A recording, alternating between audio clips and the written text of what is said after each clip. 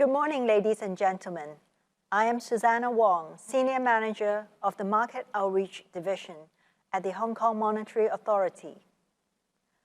On behalf of the Alliance for Green Commercial Banks, it is my pleasure to welcome all of you here to our fireside chat on the topic of voluntary carbon markets, core climate, and climate vault. The Alliance is a global initiative aimed at bringing together pioneers in green finance to catalyze financial innovation, investment, and leading practices in emerging markets that are urgently needed to address climate and environmental risks. The Alliance was launched in November 2020 by the IFC and its first regional anchor, the HKMA, and is supported by the World Bank Group SDG Partnership Fund and the China World Bank Group Partnership Facility. Today's session will be moderated by Mr. Chiu, Head of Carbon and ESG Products at the Hong Kong Exchanges and Clearing Limited. Ken serves as Head of Carbon and ESG Product at HKEX since 2022, responsible for fostering the carbon and ESG product businesses for the exchange. Ken has more than 15 years of experience in the industry and worked in various functional areas, including structuring and marketing positions in global markets of investment banks in both Hong Kong and mainland China.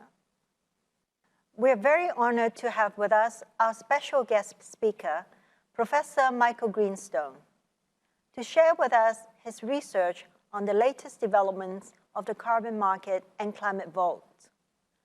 Professor Michael Greenstone is the Milton Friedman Distinguished Service Professor in Economics, as well as the Director of the Becker-Friedman Institute and the Interdisciplinary Energy Policy Institute at the University of Chicago.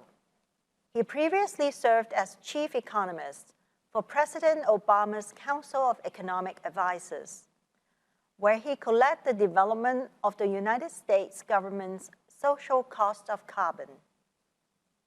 His research, which has influenced policy globally, is focused on uncovering the benefits and costs of environmental quality and society's energy choices.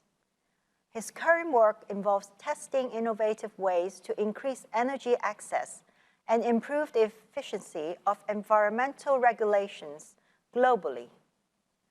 As the co-director of the Climate Impact Lab, he's also producing empirically grounded estimates of the local and global impacts of climate change. We hope that today's fireside chat inspires ideas and discussions around the ways that we can make our city more sustainable and the world a better place. I will now pass on the stage to Ken and Michael. Thank you, Susanna. Good morning, ladies and gentlemen. Welcome to the Fireside Chat on voluntary carbon markets, core climate, and climate vault. I would like to start off by thanking all of you to take time to participate in today's event. I'm Ken Chiu, and I'll be serving you as your moderator today. Today, we have the honor to have Professor Michael Greenstone to speak to us on the voluntary carbon market. As Susanna just mentioned, Professor Greenstone has extensive policy experience. For example, he has previously served as a chief economist for the President Obama Council of Economic Advisors, where he has also led the development of the United States government social cost of carbon. Before we kick off today's very exciting fireside chat, Professor Greenstone will give us an introduction about the voluntary carbon market, where the rapidly expanding demand found a reliable supply. And after that, I will have asked Professor Greenstone several questions to draw some of the critical topics or trends in the market that we think about the VCM. And then we open up the floor for any questions that we have been thinking about to help you navigate the decarbonization journey. Without taking more time from us, Professor Greenstone, stage over to you. Thank you so much, Ken. Thank you. It's wonderful to see you. It's wonderful to be here tonight. I am sorry that I cannot be there in person, but As our restrictions start to fade away, I'm excited to return to being able to visit Hong Kong and mainland China. So I put together this as a little talk as kind of background, and let me try and share screen. So what I'm going to try and talk about for a few minutes, just to seed our conversation, is that what I see as the development of voluntary carbon or an effort for voluntary carbon markets to form. And there's this incredible amount of supply piling up. So what I was saying is I want to just try and level set on what do we know about this emerging voluntary carbon market. My thesis is going to be that there is incredible demand piling up on the sidelines. And this market, whether or not it will take off, depends critically on the degree to which we can have real disruption on the supply side. And I'll try and talk about that. And I'll talk about an organization that I've started, a not-for-profit called Climate Vault, that aims to be one form of that disruption, although I think the world will need many, many climate vaults. So this is, with this audience, I don't think it's necessary to go into this in great detail, but individuals and organizations are feeling incredible pressure from stakeholders who I think are becoming, would like to see more being done than what governments are currently doing. And so they're demanding change. And that change is to take real action with respect to CO2. In the United States, there's that Securities and Exchange Commission regulations coming that are going to require all public companies to report on their emissions.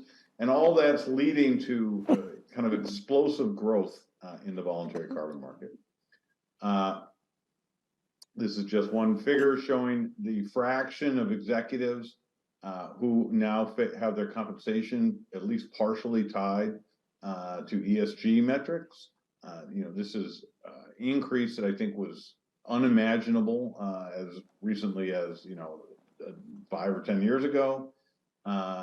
Similarly, as I mentioned, the SEC in the United States seems poised to require public companies to report their emissions.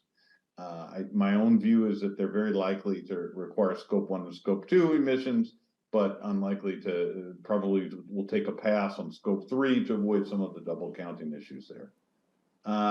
And that has led to this explosive growth in the last 3 years and projected growth that is even greater. This is just for the United States. But for organizations that want to do something about their carbon footprint, the landscape can be terribly confusing. And the best approach for finding carbon reductions can be really, really difficult to find. And, businesses want to focus on their core activity. And this is a sideline. The sideline is becoming more important, but it can look like a very confusing landscape. So, what are the steps that are involved in beginning to confront an organization's emissions? They're first just the measurements. The second is tracking and reporting them. And then the third is reducing one's organic emissions, but given the cost of getting rid of all emissions, will, for the foreseeable future, just continue to need to be carbon offsets and removals. And I think in this audience, this slide isn't really necessary, but I just want to make the point that in case it's new to anyone, what is a carbon offset? A carbon offset is a reduction, removal, or avoidance of 1 metric ton of CO2 from the atmosphere. And the idea is if I find it very expensive to reduce my own emissions, I might be able to strike a deal, say with Ken, where I pay him and he reduces his emissions and I can claim credit for that. And indeed, the coming SEC regulations appear poised to require disclosures on these offsets. The kinds of projects that have generally been funded so now I'm going to turn to the supply side, have been tree planting, methane capture, clean cook stoves. These projects have not been regulated by a government entity. They've been done by third parties. Vera and Gold Standard are some examples. Australia has its own standardization. There's different standardization in Australia, but what has been common across all of these approaches has been a very, very disappointing performance. And in particular, organizations who spent resources to offset their emissions have time and again found themselves kind of in a very embarrassing situation. Here are some examples of news stories that have appeared in the last couple of years. I don't know in Hong Kong and China what the news stories have been like, but currently in the US press, maybe once a month, there's a new expose that demonstrates some famous brand, be it Bank of America or something like that, who thought that they were reducing their carbon footprint using offsets, only to find out that the promised reductions in CO2 were not occurring. For those of you who don't like watching or reading long-winded newspaper articles, there's this, I cannot recommend strongly enough, this terrific video from where that demonstrates some of the problems with offsets. The YouTube link is at the bottom of the slide. So I think and this leads to what I think is this market cannot form if the problems on the supply side don't get solved. And so what do I mean? The problems that when people go to purchase a reduction in CO2, they have to have confidence that their money can be exchanged for that and that they won't end up being embarrassed. And so I'm going to pause and now say an alternative to these kinds of transactions for forestry projects and methane projects and clean cookstove projects is to go into government regulated markets, compliance markets. China now has an extensive one for CO2, and outbid polluters for the right to pollute, taking the allowance out of the market, and then having confidence that that will lead to a reduction in CO2. And the reason that you can have confidence is that these are enforced by governments. And besides the transparency and credibility of it, there's also great opportunity for that to produce a cost-effective ton of CO2, because what the markets are doing are delivering reductions in CO2 at the least expensive amount possible, at least inside that jurisdiction. There are compliance markets around the world. The EU ETS is by far the largest. There's also a pretty big one that is shared between California and Quebec. There's another one along the Atlantic coast in the United States called RGGI. All of these have permits that allow, give polluters a right to pollute. And if you take one of those out of circulation, that is effectively bringing the cap down by one, and is I think a very appealing alternative to relying on these nature-based projects. Another alternative, of course, is carbon removal. The technology, so those are technologies that pull CO2 that has already been emitted out of the atmosphere. There's a lot of hype about them. I would say we're in very early days on those technologies. And the truth is they're not very, it's still very immature. I will note that Climate Vault, the organization I co-founded, has a group which we call the Tech Chamber that helps organizations sort through the opportunities in carbon dioxide removal. It's chaired by the former U.S. Secretary of Energy, Ernie Moniz, and has a world-class roster of scientists from MIT and Harvard and Princeton and elsewhere.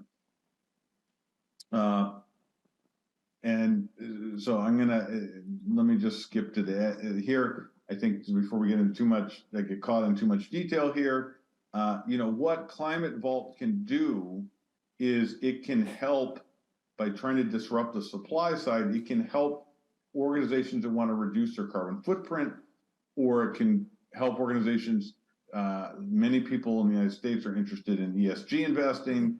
It can help them decarbonize their portfolio holdings. It is something that can be offered as a benefit to employees, that they can reduce their carbon footprint. The company can reduce their carbon footprint for them. And then it can also, Climate Vault can be used to integrate into products so that you can get carbon-free airplane tickets and things like that. But what I mainly wanted to highlight is that how to get started on the journey to reducing one's carbon footprint is find a capable team to lead it inside your organization, develop a plan, select partners, and then find high quality offsets. Climate Vault can do exactly that. It has a roster of really frontline brand name partners. Some of them are listed here.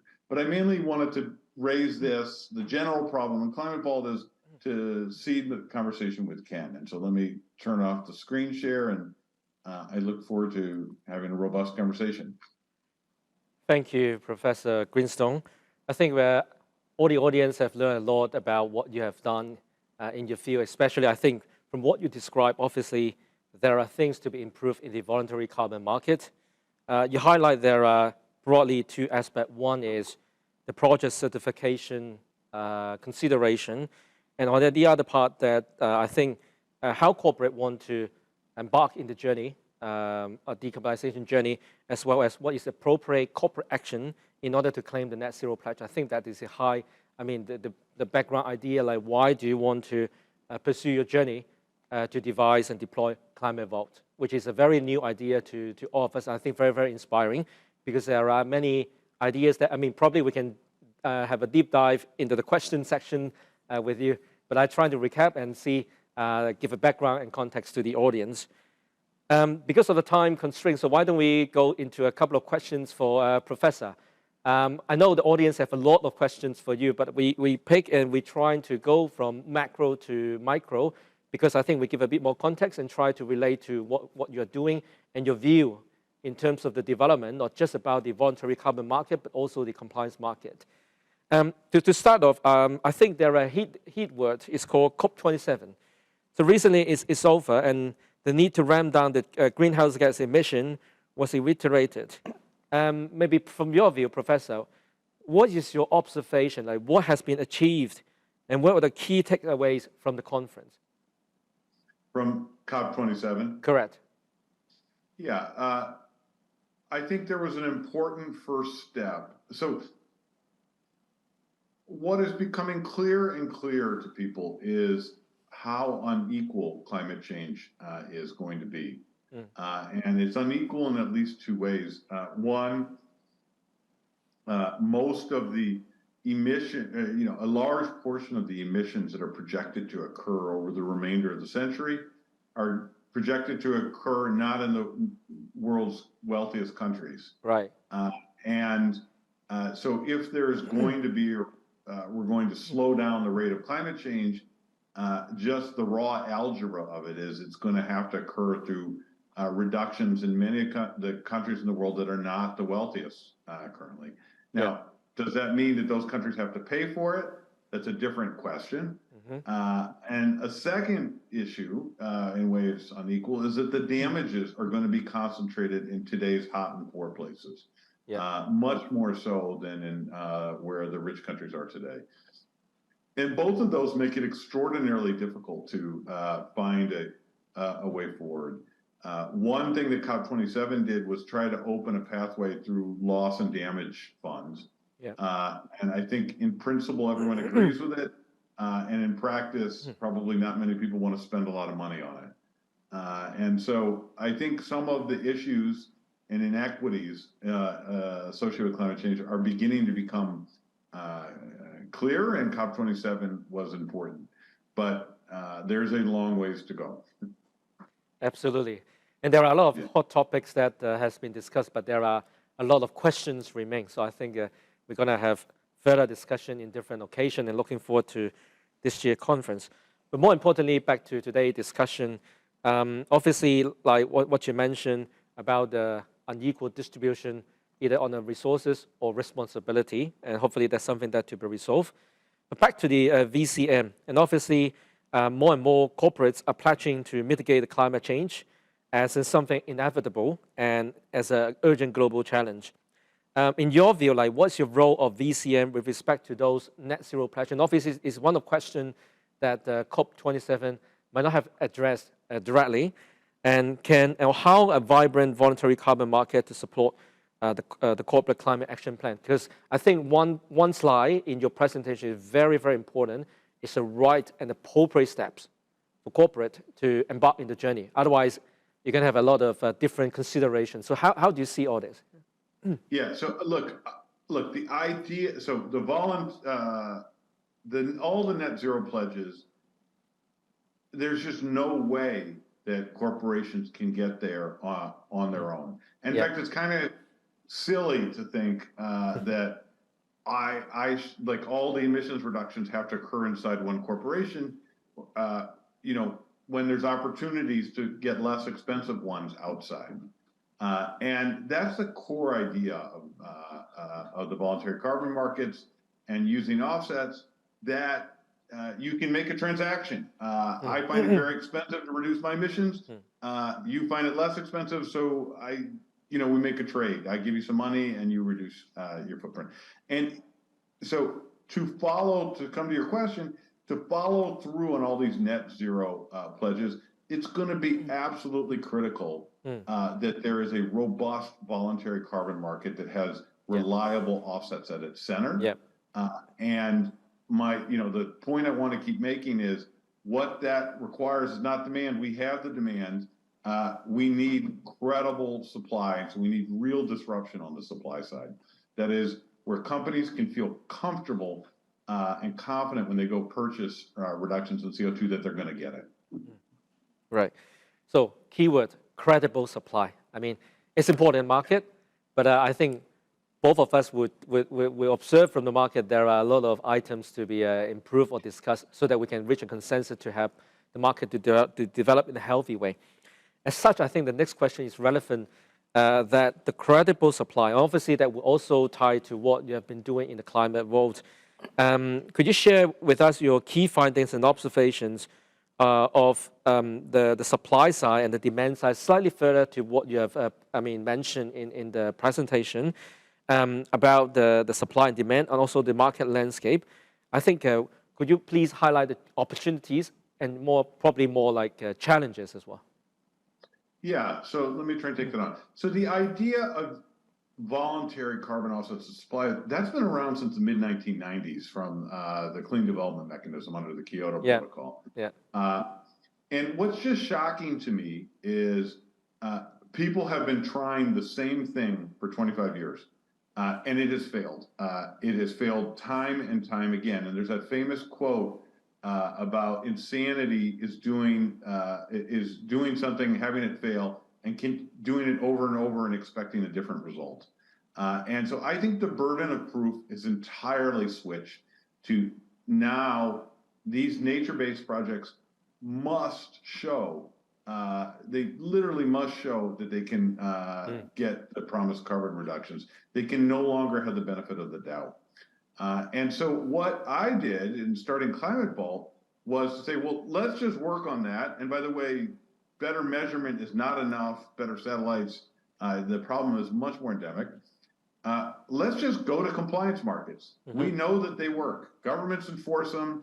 The allowances are traded as a financial instrument. They're very liquid markets, and you can free ride on the enforcement capabilities of the governments that run them. And so first, go to those markets, and then corporates can get the reductions that they need right away.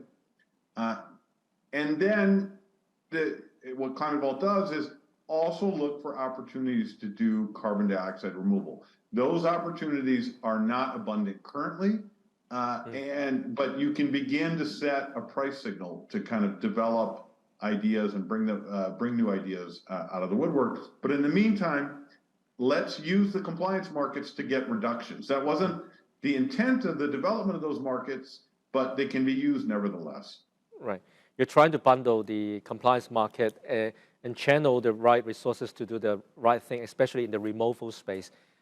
Just for the audience benefit, can you elaborate a little bit more about the removal types or things that you're trying to achieve? Yeah. So what the removal idea is, so there are many, many varieties of carbon dioxide removal. The one that gets the most attention, at least in the US press, is something called direct air capture. And those are these kind of science fiction looking machines that pull, using a great amount of energy, but pull CO2 out of the atmosphere. And the most famous company is Climeworks. Those are important, but currently they're kind of like a science project. I think Climeworks has done 4,000 tons of CO2 in its history.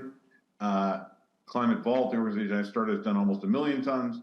They've done it at about $1,000 per ton. So that's not a viable strategy for most organizations.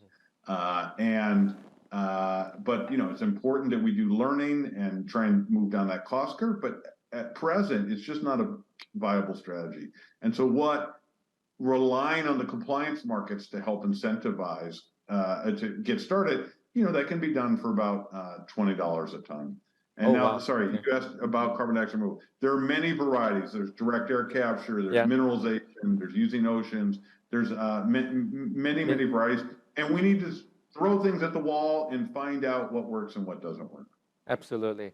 Another follow-up question related, because I think one of the key concepts behind is you're trying to tap a regulated market, compliance market to start. And obviously, you also probably agree. Obviously, VCM market has a lot to be done. And in your slide, you also mentioned, as I remember, that's the last slide, about the SEC development. So we're trying to put a regulated concept on also the voluntary market. Would you please share a little bit of your view? The recent regulatory landscape in the recent years and your views to facilitate the development to transparent and integrated carbon market by regulations. And what sort of, probably, if we keep this market, what sort of regulatory measures that will help, to have a very healthy development of the market? Yes. So I think right now, an enormous problem is that basically anyone can say anything. Ken can claim that his emissions are 10 when they're actually 1,000, and there's no real way to verify that. Or I can claim that mine are 15 when they're actually 5,000. And so getting a benchmark, reliable set of measurements I think that's the foundation. That's not enough, but it's the foundation. And what the SEC rule will do, I suspect, is it will say you have to write down what your emissions are every year, and we will penalize you if you don't tell the truth. Right. So that's a key first step. Yeah, the first step, which is focusing on, I think at the beginning we mentioned, one is about the project themselves, and also what you mentioned is very, very important, like when you want to claim the net zero pledge, and in order for you or for me to claim, then there should be a benchmark that could be internationally and regulatory recognized in order to say, hey, what I'm doing is actually in line, comparable, and credible. I think that's the whole idea behind what you mentioned. Absolutely. Absolutely. And one more questions before I know we're running short of time. But I would love to have your view or a bit of forward comment on how do you want to develop Climate Vault? What next? What we can expect from Climate Vault? What we can expect from Climate Vault. So look, what Climate Vault is looking to do is we want to do millions of tons of CO2 per year. We think we can. Every ton matters. And we think we have, in the U.S. we would say the cat's meow. We have the best approach to providing people inexpensive and reliable reductions in CO2. And we've now signed up Fortune 500 companies and world-leading universities, and all of whom are joining the movement to getting away from the failures of the history of on the supply side, and turning to market-based approach to inexpensively and transparently and credibly reducing their carbon footprint. Thank you, Professor. I mean, allow me to recap for all of us. I think Professor Greenstone has given us a very, very holistic view, like what to be done like in the voluntary carbon market, especially at one point that I think all of us would believe that it's very important to well define, for example, what does it mean by net zero pledge, and hopefully there will be more stringent governance in terms of carbon project certification in order to ratify what we observe right now. That's one. The second point, I think Professor also highlights the key actions that Climate Vault is doing and how he would love to assist the corporate to embark into the decarbonization journey. Very inspiring, and thank you, Professor Greenstone. I would love to pass the time to Susanna. Thank you. Thank you. Thank you. Right, thank you, Ken. We've now come to the Q&A session. And the first question is to Professor Greenstone. Carbon markets are one way to finance environmental initiatives to address climate change, and carbon credits is one of the tools. Apart from carbon credits, what tools and resources can be adopted to reduce emissions? Professor. So I think, look, the first thing is, the way I like to think of it is that once you find a credible offset provider, and the cost per ton that offset provider charges, that gives you a bright line. And so any reduction in CO2 that you can do in your own organization that costs less than the offset provider, you should absolutely do that and reduce your own emissions. But once you start getting to projects that are more expensive, as long as the offset provider is credible, then I think the case for doing those projects becomes harder to make, and instead one could just turn to offset. So as an example, Climate Vault, the cost is about $21 a ton. So anything that can be done to reduce CO2 at less than $21 a ton, organizations should do that themselves, be that install solar panels or a variety of other things. But once projects start costing more, I think it's in firms and organizations' economic interest to turn to using carbon offsets. I think one related thing that I want to talk about, though, that is really important in this space is historically people have tried to achieve multiple goals, be they carbon reduction, environmental justice, pictures of people standing next for annual reports, standing next to solar panels, recycling, a whole slew of things. My view is that the climate emergency requires that we now have a single goal, and that is CO2, and that we be ruthlessly and relentlessly focused on that, and not try to achieve multiple goals at once with our kind of environmental activities. So, thank you for the excellent question. Right, thank you, Professor. The next question is to Ken. What role does HKEX play in facilitating the development of carbon market in Hong Kong and the delivery of carbon peak and carbon neutrality in the region? Right, thank you, Susanna. We've done a couple of actions. Actually, some actions are in line with what the professor just mentioned, because I think the first thing that we have done is not really to set up the market, but we really want to provide a reliable guideline to the market. How do they want to embark into the decarbonization journey? So we published the Practical Net Zero Guide for Business, outlaying the steps. I mean, pretty much, in line with Professor Greenstone, the slide about the corporate. That first they need to set up the baseline.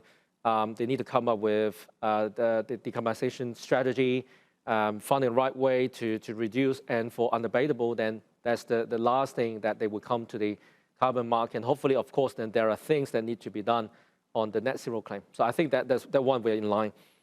The other things that we have, a couple of actions that we have done in especially 2022, is first, that's where we start the journey to build a carbon market in Hong Kong.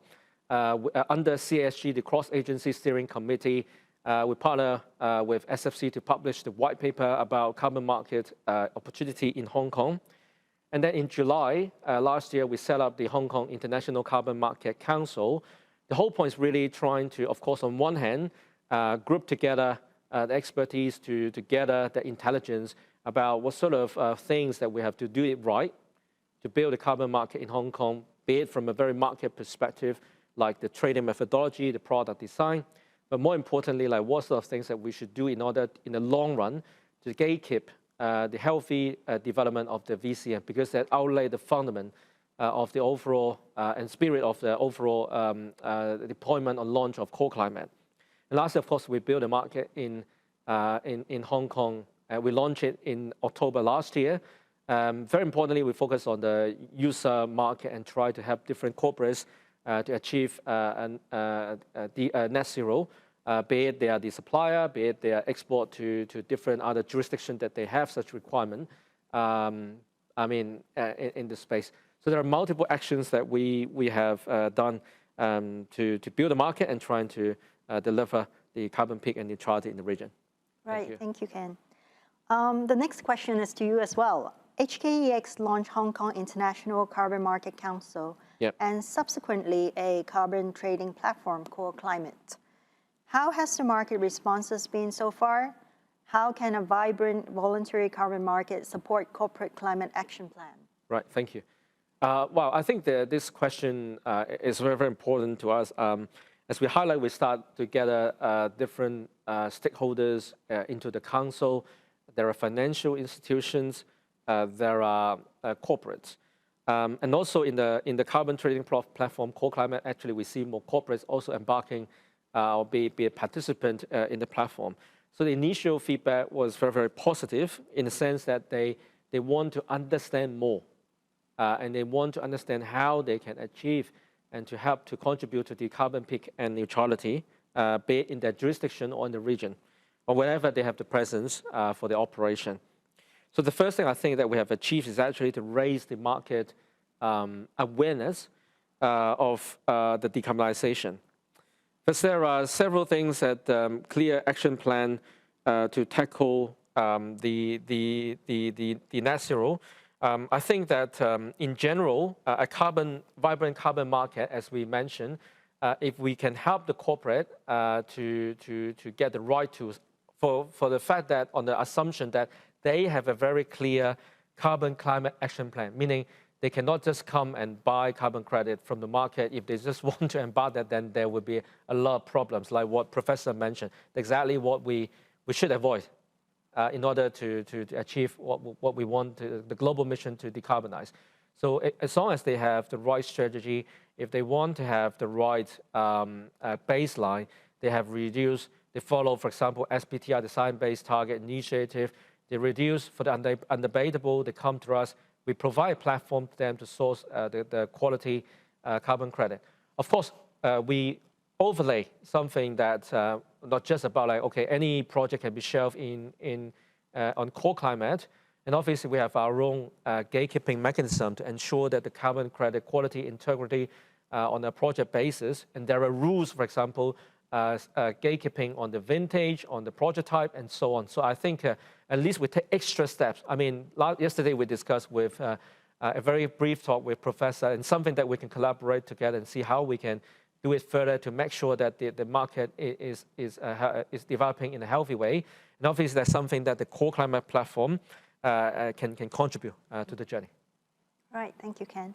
The next question is to both Professor and Ken. What market discussion or actions do you expect next? And what are your 3 key proposed actions or suggestions to improve the carbon market development? Perhaps Professor can go first. Yeah, so the 3 key steps to improve the carbon market development? Yes. I think number 1 is get reliable reporting so that everyone has to reliably report what their emissions are, with penalties for not reporting accurately. Then the second step, I think, is we just desperately need disruption on the supply side. I don't know what Ken's view is, but like, there's just been too many firms and corporates who have been burned by associating, or believing they were going to get, a 1,000-ton reduction, and then it turns out that no one was ever going to cut down the trees, and there was really no reduction. And so so I think the disruption on the supply side is probably the second. And, you know, I guess the third would just be standardization in the market, so that it's clear that when you're buying a ton from one supplier is just like a ton from another, and then you can have real price competition. So I don't know. That was off the top of my head. I'd be curious what Ken thinks. I think there's something for sure that we align, because the first thing I think is we have core climate as part of the Hong Kong ESG group. The third thing that we also observe, because I also asked you a question about the regulatory. So the third thing that we expect more discussion, more actions would be from a regulatory perspective. We are aware that IOSCO has issued the consultation paper about the compliance market as well as the voluntary carbon market. It's a start. I think we would love to see, the more clarity in terms of the development, because I do believe a regulated one, I think that would bring a lot of integrity and credibility to the market from different aspects, be it the reporting or the calculation, be it the utilization, because I think all these will require some form of rules and hopefully to guide, a sustainable development in the VCM. That's the first thing I think we anticipate. The second one is actually more on the standard. I think, Professor, you mentioned about the supply side. Maybe I just use a different way, because the way we look into it, whether the supplies, we need the disruption, and rather that we observe there are many different standards exist in the market. That's the upstream. Probably it's interrelated, because we look into the same issue on a different way. So that's why I'm very looking forward to have further discussion with you in the industry, because the standards, many standards. Can I just join in on your point there? I really want to underscore it. It's such an important point you're making. Look, currently, if you want a good ESG rating, there's 1,000 ESG ratings out there, and any corporation can look good on one of them. And I think getting it to where, and this is why I think a single focus on CO2, given the enormity of the problem, that would remove the rating shopping that I think is currently available. And I think that's what you were touching upon. Yeah, that's the point. I think it is a lie. I think so a lot of work that we will focus on. Of course, then, Professor, you understand, the ICVCM and CCP going to have put a very stringent requirement on potentially in the future, like what sort of project would be qualified, not qualified. Of course, there are a lot of other discussion on that, like how we should achieve that. But I think that there should be one way of key discussion to focus in order to gatekeep the carbon credit quality, because the three parts. One, about the calculation or the reporting, like you need to quantify how much you have footprint you have made. The second part is really about the project. That's about the standard, your rating and things. Then about the pledge. So I think all three parts would become the key backbone if we want a healthy market. So I think that's how I see. I'm looking forward to more discussion and research in this space. Yes. Right, thank you. So the next question is to Professor Greenstone. Should we expect more active governmental regulatory involvement will come to ensure net zero will be implemented and carbon reduced more actively by societies? Sorry, could you repeat the last part? I didn't quite catch the last part. Carbon reduced more actively by societies. Yeah. So, look, I think governments around the world are having a hard time doing. What's really fascinating about this is governments around the world are having a hard time, installing economy-wide regulations or pricing. And what you're seeing is that people, stakeholders, are responding to that by putting pressure on organizations and corporates to do the reductions themselves, never mind government. And so I think what government can probably do is level the playing field so that measurement is reliable. And that way they don't have to get into the regulation business fully. And I think and hope that will, the forces for that kind of mandatory disclosure will continue to grow. Okay, thank you. The next question is to you as well. Carbon offsetting is accused of providing an excuse for the emitters to continue emitting. how to achieve genuine reduction through carbon offsets? Look, I think, so there are two complaints. One is a theoretical complaint about carbon offsetting, which is it's immoral to do that. You should do the reductions yourself. I find that actually self-destructive. The planet really does not care where the emissions comes from. The planet just cares on the total emissions. So if you could reliably and credibly if I could reliably and credibly pay Ken to reduce his tons by 10, I should be able to claim that, and the planet would be 10 tons happier. And that, I think that, so that in principle, carbon offsets are really a terrific and tremendous idea. And the challenge that we are grappling with, and which, as I'm not hiding, Climate Vault is trying to solve, and is to provide one reliable and credible way to get those reductions. But there need to be many, many others. Thank you, Ken and Professor Greenstone, for such an engaging and insightful sharing on voluntary carbon market. With that, we have also come to the end of today's Fireside Chat. Thank you for your participation in the Alliance event. Please take a moment to complete the satisfaction survey to help us deliver more relevant content, as well as create a more seamless experience. You can find the QR code on the screen. Your responses and personal data collected in the survey are confidential and will only be accessed by the Alliance. We will not share the information with any third parties. If you haven't subscribed to the Alliance newsletter, we would like to encourage you to sign up to receive our latest announcements, webinar and training invitations, and reports, and stay on top of the shifting global green finance market. See you all in our next event. Goodbye.